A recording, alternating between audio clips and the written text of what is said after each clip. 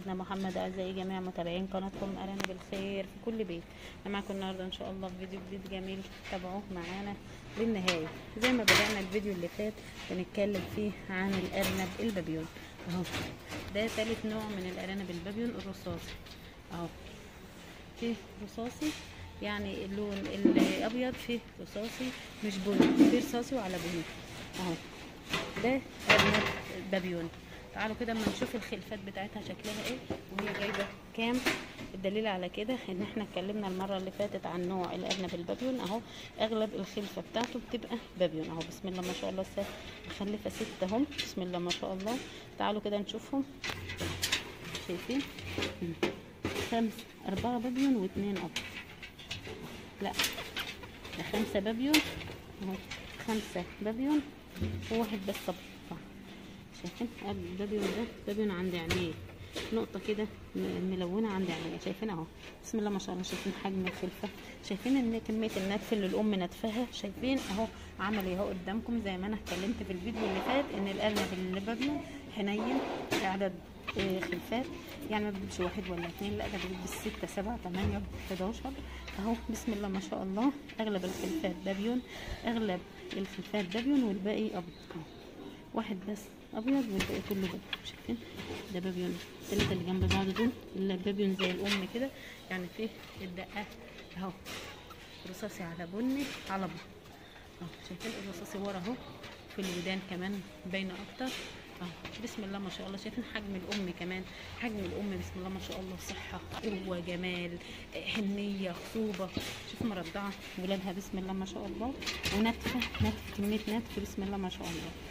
في ارانب بتولد ممكن تولد على السلك بره، في ارانب ممكن تولد من غير ما تنتف، في ارانب ممكن تولد من غير ما تهتم بالخلفات ولادها. ممكن في ارنبه بتقوم والده وهي بتاكل الخلاص، بتاكل جزء من ولادها، بتبهدلهم معاها، ما بتنضفهمش كويس، ما بتهتمش بيهم.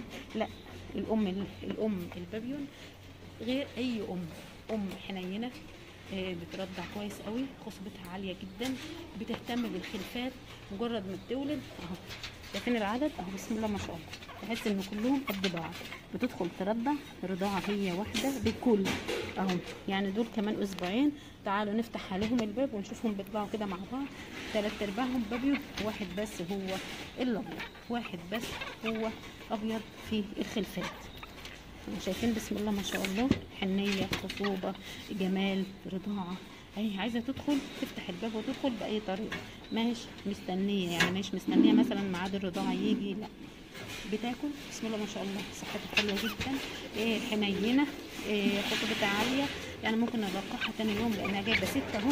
بس احنا بنستنى برضو من اسبوع ل10 ايام عشان الام ترتاح تبدا تطلع الخلفات. هي واحده اهي، واحده بس، واحده بس ارنبه بقت 7 دلوقتي. يعني زي ما قلنا اسبوعين كده ونطلع الخلفات دول في العين يبقوا 7 ارانب بابيون زي الفل.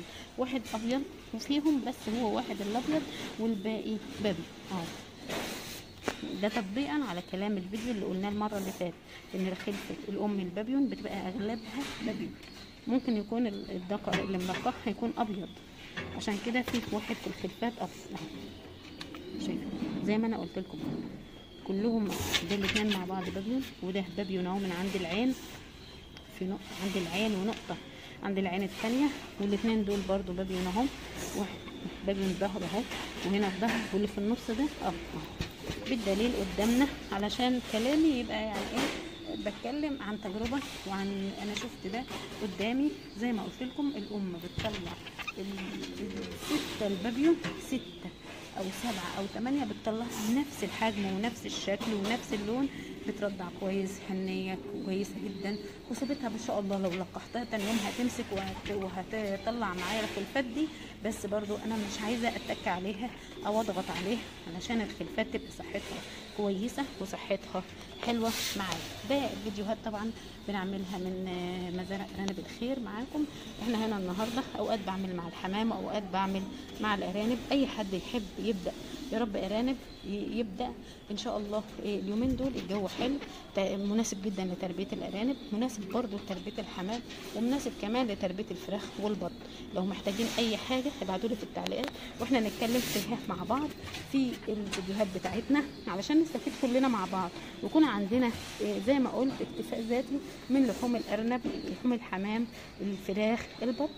الحاجات دي كلها النهارده كيلو البط ب 150 جنيه، كيلو الفراخ البلدي ب 140 جنيه، كيلو الارانب ب 140 جنيه، جوز الحمام ب 200 جنيه، اقل جوز حمام النهارده عادي ب 200 جنيه.